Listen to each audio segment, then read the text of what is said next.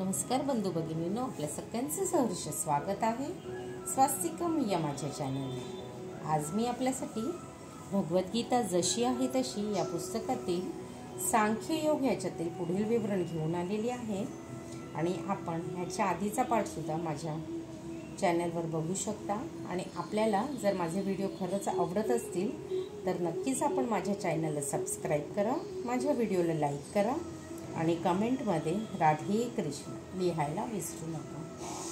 सगळ्यात आधी देवाला पुष्प अर्पण करते। पुष्पम समर्पयामि।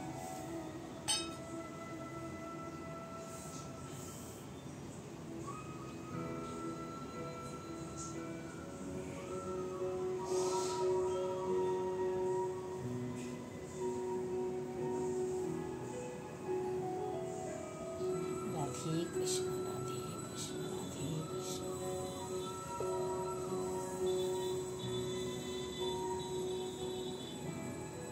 नैवेद्य अर्पण करते।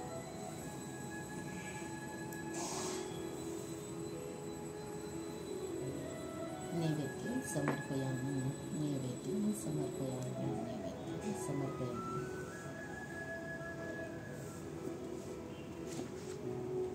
श्री गणेशाय नमः, श्री सरस्वतीभ्यो नमः, श्री रेणुकाय नमः।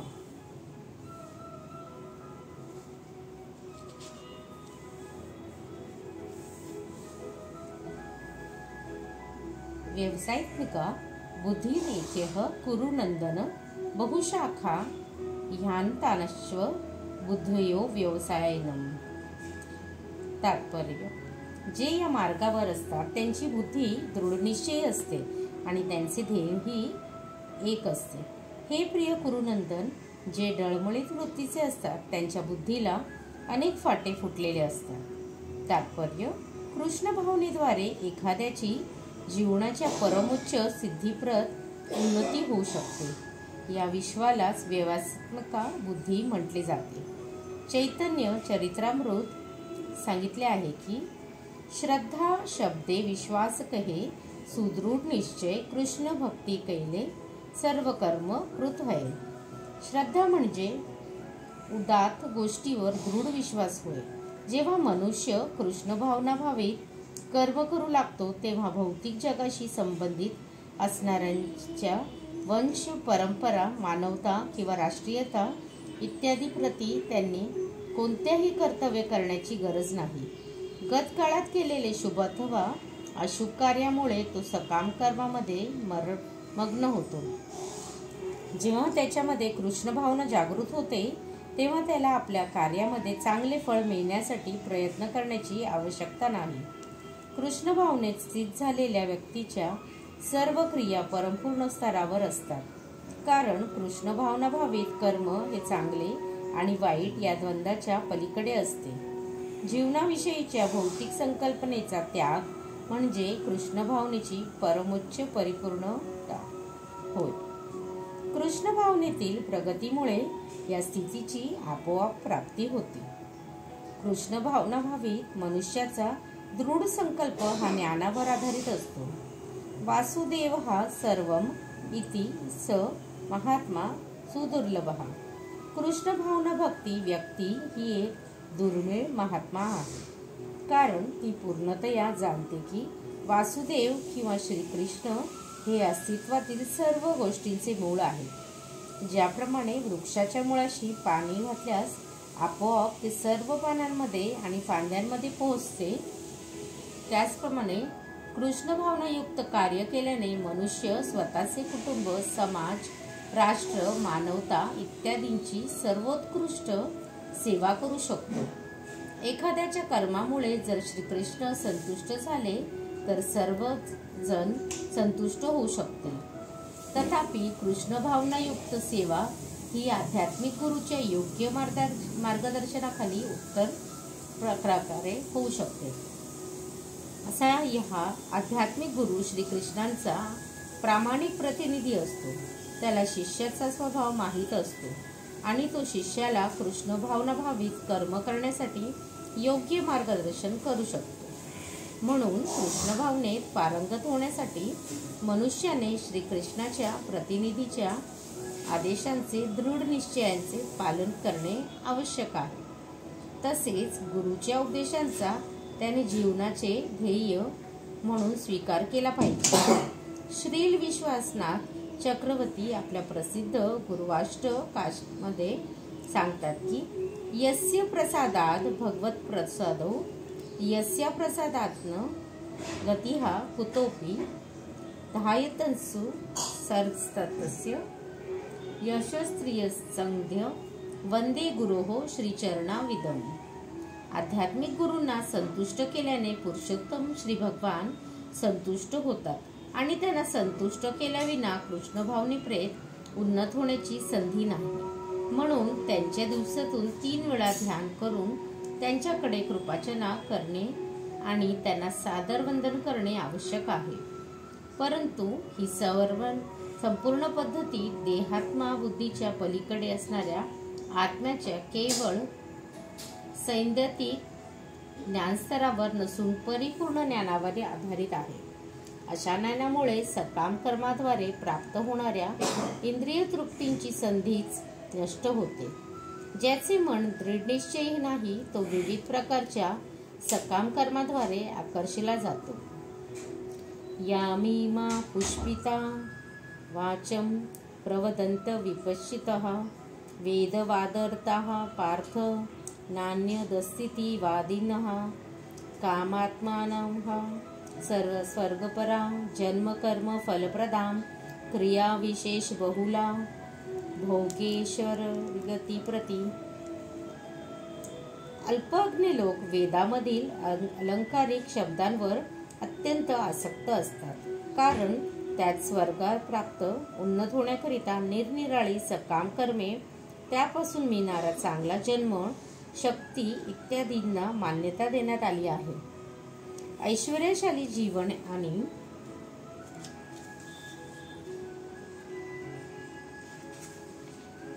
इंद्रिय तृप्तीचा इच्छा असल्यामुळे ते म्हणतात की याहून अधिक महत्त्वपूर्ण असे काहीच नाही.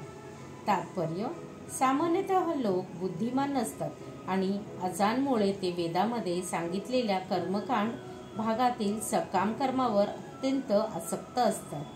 स्वर्गलोकामध्ये इंद्रिय तृप्ती करून जीवनाचा उपभोग घेण्याव्यतिरिक्त इतर काहीही करवायची त्यांची इच्छा नसते, कारण स्वर्गलोकामध्ये भौतिक ऐश्वर्य व मदिरा आणि मदिराक्षी सहजपणे उपलब्ध असतात.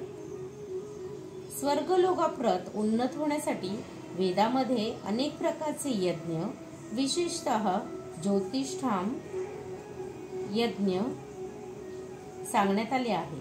जो स्वर्गलोकांची प्राप्ती करू इच्छितो त्याने अशा प्रकारे यज्ञ करणे अत्यावश्यक आहे, असे वेदामध्ये सांगितले आहे. जे अल्पज्ञानी लोक आहे त्यांना वाटते की वैदिक ज्ञानाचे हेच संपूर्ण सार आहे.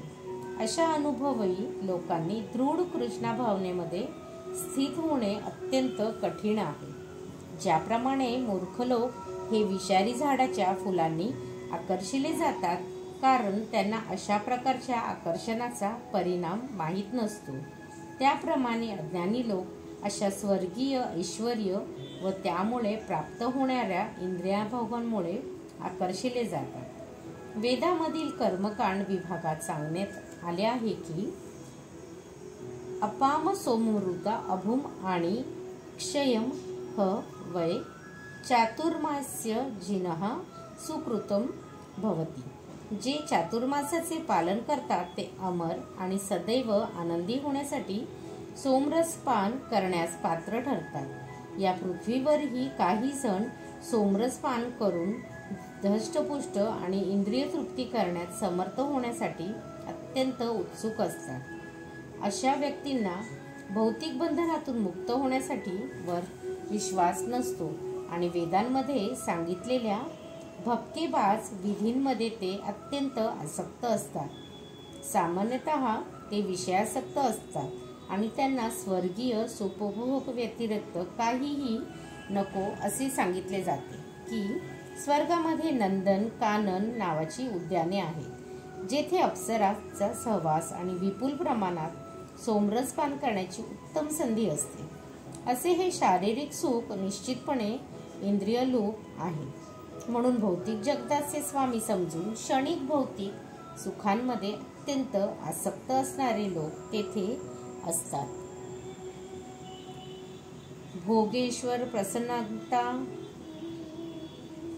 तयापहर्त चेतसा व्यवसितमका बुद्धिहा समाधो न विधयते. जे लोक इंद्रिय तृप्ती आणि भौतिक ऐश्वर्यात अत्यंत आसक्त झालेले आहेत आणि या गोष्टींमुळे जे मोहग्रस्त झाले आहेत, त्यांच्या मनामध्ये भगवंताच्या भक्तिपूर्ण सेवेची दृढ निश्चय होऊ शकत नाही. तात्पर्य: समाधी म्हणजे स्थिर मन होय. निरुक्ती या वैदिक शब्दकोशात म्हटले आहे, सम्यग आधीयते स्मिता मका व्याधान. जेव्हा मन आत्मज्ञानामध्ये स्थिर होते तेव्हा ते समाधीस्थ आहे असे म्हटले जाते.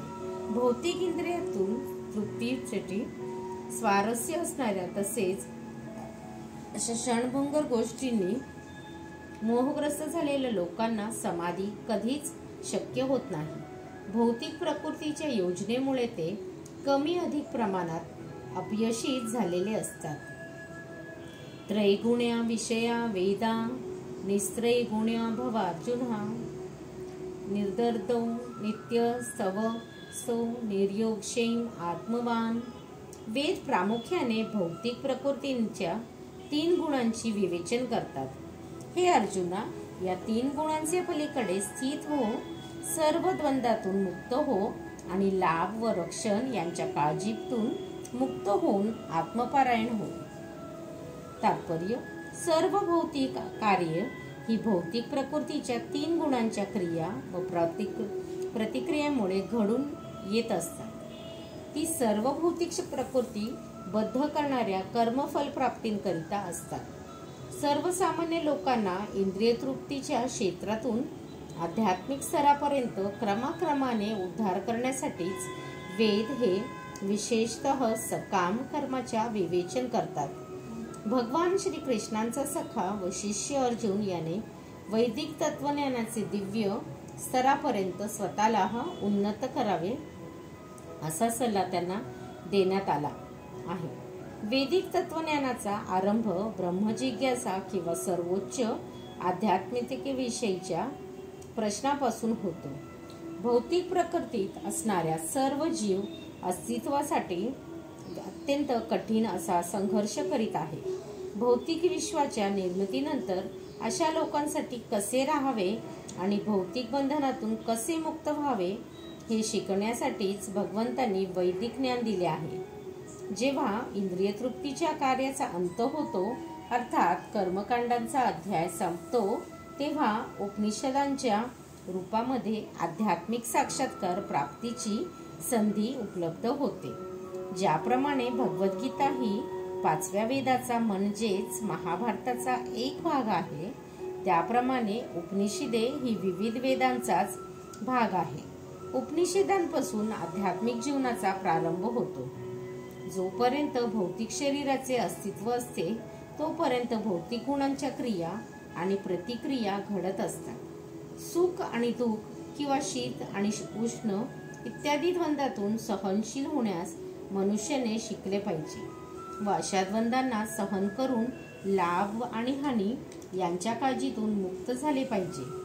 जेव्हा मनुष्य पूर्णतया श्रीकृष्णाच्या इच्छेवर अवलंबून राहून पूर्णपणे कृष्ण भावना भावित होतो, तेव्हा तो या दिव्य आध्यात्मिक स्तराची प्राप्ती करतो. यावानर्थ युद्धपाने सर्वतः संलुप्त तोदके तावांस्नं वेर्षु वेदशु ब्राह्मणस्य विजानतः.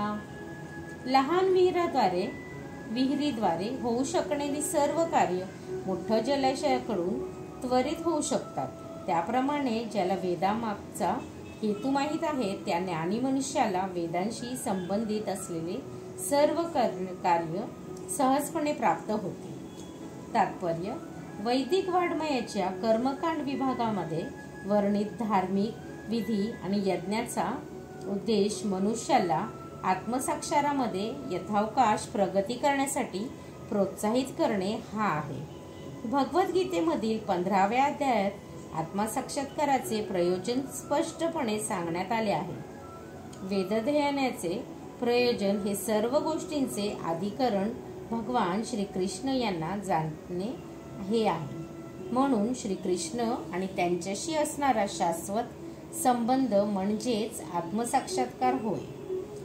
जीवांचा श्रीकृष्णांशी असणाऱ्या संबंधांचा उल्लेखही भगवद्गीतेमध्ये करण्यात आला आहे.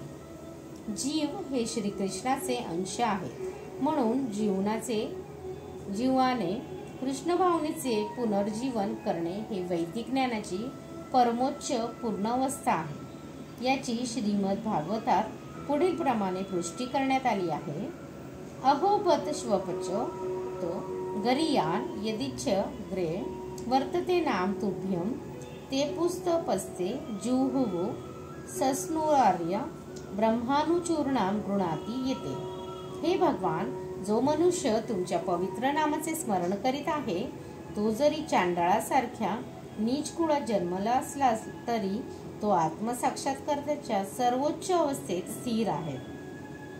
अशा मनुष्याच्या वैदिक विधी विधानानुसार सर्व प्रकारे यज्ञ आणि तप केले असले पाहिजे आणि सर्व तीर्थ स्थळांमध्ये अनेक वेळा स्नान करून त्याने वेदांचे अध्ययन केले असले पाहिजे. असा मनुष्य आर्यवंशीमध्ये सर्वोत्तम समजला जातो. याच मनुष्याने केवळ कर्मकांडावर आसक्त न राहता वेदांचे प्रयोजन जाणण्या इतपत बुद्धिमान असणे आवश्यक आहे आणि उत्तमोत्तम इंद्रिय तृप्तीसाठी स्वर्गलोकाप्रत उन्नत होण्याची इच्छा त्याने धरू नये. सर्वसामान्य मनुष्याला या युगामध्ये वैदिक कर्मकांडातील सर्व विधी विधानांचे पालन करणे शक्य नाही. तसेच संपूर्ण वेदांत आणि उपनिषदांचे अध्ययन करणेही त्याला शक्य नाही. वैदिक विधी विधानांच्या प्रत्यक्ष पालन करण्यासाठी पुष्कळ शक्ती, काळ, ज्ञान आणि साधन सामग्रीची आवश्यकता असते. या युगात हे क्वचितच शक्य आहे. तरी सुद्धा पतित जीवांचे उद्धारक श्री चैतन्य महाप्रभू यांनी सांगितल्याप्रमाणे भगवंतांचे पवित्र नाम स्मरण केल्यास वैदिक संस्कृतीचा मूळ उद्देश योग्य रीतीने साध्य होतो. महान वैदिक पंडित प्रकाशनंद सरस्वतींनी जेव्हा श्री चैतन्य महाप्रभूंना विचारले की वेदाध्ययन करण्याऐवजी एखादा भावुक व्यक्तीप्रमाणे तुम्ही भगवंतांचे पवित्र नामाचे कीर्तन का करता, तेव्हा श्री चैतन्य महाप्रभू उत्तरले की माझ्या आध्यात्मिक गुरूंना मी महामूर्ख आहे असं आढळल्याने त्यांनी मला श्रीकृष्णांच्या पवित्र नामाचे कीर्तन करण्यास सांगितले आहे. या आदेशाचे पालन केल्यामुळे चैतन्य महाप्रभू भावविभोर झाले. या कलियुगामधील अधिकतर लोक हे मूर्ख आहेत आणि वेदांत तत्वज्ञान जाणण्या इतपत ते शिकलेले नाहीत. परंतु भगवंतांच्या पवित्र नामाच्या अपराधरहित कीर्तनाने वेदांत तत्वज्ञानाचे ध्येय उत्तम प्रकारे साध्य होते. वेदांत हा वैदिक ज्ञानातील शेवटचा टप्पा आहे. वेदांत तत्वज्ञानाचे निर्माता आणि ज्ञाताही भगवान श्रीकृष्णच आहेत. भगवंताच्या पवित्र नामाचे कीर्तन करण्या जो रममाण होतो तोच सर्वश्रेष्ठ वेदांती महात्मा होय. हाच वैदिक रहस्यांचा अंतिम उद्देश आहे. कर्मण्यवाधिकारस्ते मा फलेषु कदाचन मा कर्मफल हेतुर्भूमा ते संगोत्सत्व कर्मणी. तुझे नियत कर्म करण्याचा तुला अधिकार आहे, पण कर्मफलांवर तुझा अधिकार नाही. तुझ्या कर्मफलास तू कारणीभूत आहेस असे कधीही समजू नकोस. तसेच तू कर्तव्य न करण्यामध्येही तू आसक्त होऊ नकोस. तात्पर्य, या ठिकाणी कर्म, विकर्म आणि अकर्म या तीन गोष्टी विचारणीय आहेत. प्राप्त प्रकृतीत गुणानुसार केलेले कार्य म्हणजे नियत कर्म होय. विकर्म म्हणजे शास्त्र विरुद्ध केलेले कर्म फलच्छारहित होऊन आपले विहित कर्म करण्याचा सल्ला दिला आहे. जो आपल्या कर्मफलांवर आसक्त असतो तो आपल्या कर्मासही कारणीभूत असतो. अशा रीतीने तो या प्रकारच्या कर्माचा उपभोग घेतो किंवा त्यापासून दुःख भोगतो. नियत कर्माचा विचार केल्यास अशा प्रकारचे कर्म 3 प्रकारे विभाजित करता येते.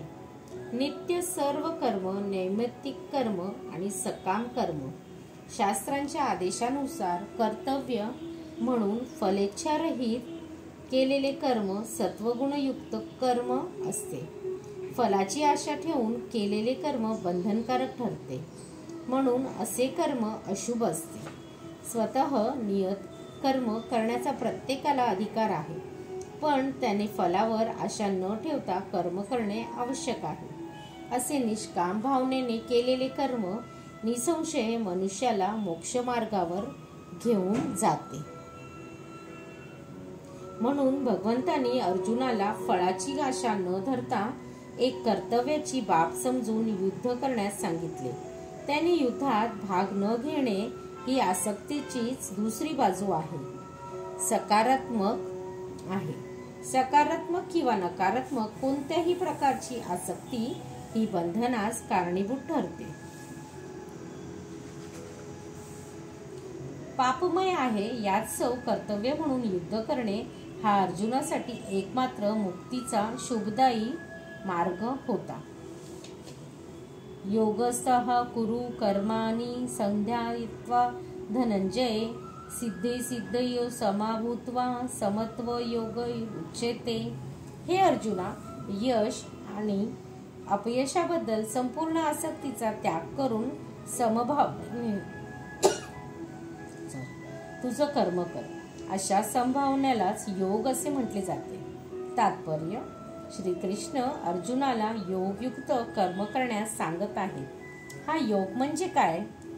योग म्हणजे सदैव चंचल असणाऱ्या इंद्रियांचे नियंत्रण करून परमतत्वावर मन एकाग्र करणे होय. परमतत्व म्हणजे कोण आहे? परमतत्व म्हणजे श्री भगवान आहेत आणि भगवंत स्वतः अर्जुनाला युद्ध करण्यास सांगत असल्यामुळे अर्जुनाला युद्धाच्या परिणामाशी काहीही कर्तव्य नाही. लाभ अथवा जय हा श्रीकृष्णाचा प्रश्न आहे. श्रीकृष्णाच्या आदेशानुसार अर्जुनाने कार्य करण्याचा त्याला सल्ला देण्यात आला आहे.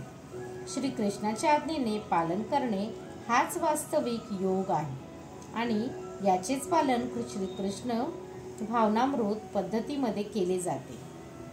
कृष्ण भावनाद्वारेच मनुष्य स्वामित्वाच्या भावनेचा त्याग करू शकतो. मनुष्याचे श्रीकृष्णांचा सेवक किंवा कृष्णांच्या सेवकांचा सेवक बनणे अत्यावश्यक आहे. कृष्ण भावनेमध्ये कर्म करण्याचा हाच एक योग्य मार्ग आहे आणि या मार्गाद्वारे आपण योगयुक्त कर्म करू शकतो. अर्जुन हा क्षत्रिय आहे, म्हणून तो वर्णाश्रम धर्म संस्थेत सहभागी होत आहे. विष्णू पुराणामध्ये सांगण्यात आले आहे की वर्णाश्रम धर्म पद्धतीचा संपूर्ण उद्देश श्री विष्णूंचा संतुष्ट करणे हा आहे.